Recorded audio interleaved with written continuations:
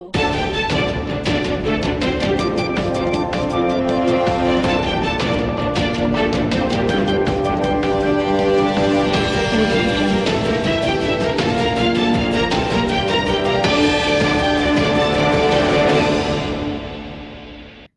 જિલ્લાના વિસનગર શહેરમાં એકમાત્ર નિસ્વાર્થ ભાવે સેવા કરતી સંસ્થા એટલે માય ન્યૂ ઇન્ડિયા ટ્રસ્ટ, જેનો ઉદય આજથી 14 વર્ષ પહેલા શહેરની સાતચકલી વિસ્તારમાં એક નાનકડી દુકાન ભાડે રાખીને કરવામાં આવ્યો હતો, જેમાં શહેર તથા આજુબાજુના વિસ્તારમાંથી લોકો પોતાના સ્વજનોના અસ્થિ હરિદ્વાર મુકામે પવિત્ર માતા ગંગાજીની ગોદ સુધી પહોંચી શકતા નહોતા, ત્યારે માય ન્યૂ ઇન્ડિયા ટ્રસ્ટ દ્વારા અસ્થિ વિસર્જન સેવા નિઃશુલ્ક શરૂ કરવામાં આવી હતી, જેમાં આજ દિન સુધીમાં 7,500થી વધુ અસ્થિઓનું વિસર્જન હરિદ્વાર ખાતે કરવામાં આવ્યું છે।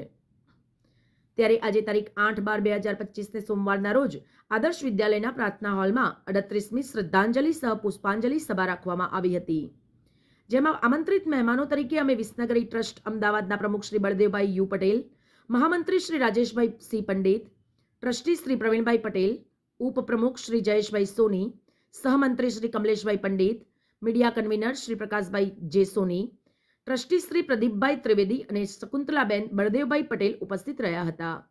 આજના કાર્યક્રમની શરૂઆત મંગલમય પ્રાર્થના દ્વારા કરવામાં આવી હતી। માય ન્યૂ ઇન્ડિયા ટ્રસ્ટના પ્રમુખ શ્રી કમલેશભાઈ વૈદ્ય દ્વારા મહેમાનોનો પરિચય અને સંસ્થામાં શહેરના દાતાશ્રીઓના સહયોગથી છેલ્લા 14 વર્ષથી વિવિધ સેવાકીય પ્રવૃત્તિઓની માહિતી આપવામાં આવી હતી। આજના કાર્યક્રમમાં ઉપસ્થિત સૌ મહેમાનોનું સ્વાગત તથા સન્માન પુષ્પગુચ્છ અને શાલ ઓઢાડીને કરવામાં આવ્યું હતું।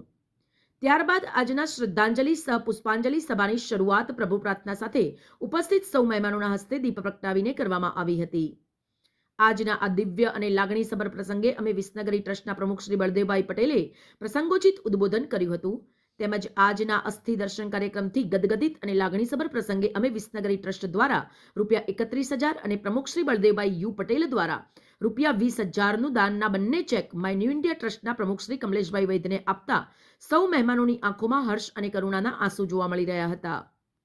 આજના કાર્યક્રમને અનુરૂપ ઉદ્બોધન અમે વિસનગરી ટ્રસ્ટના મહામંત્રી શ્રી રાજેશભાઈ પંડિતે કર્યું હતું।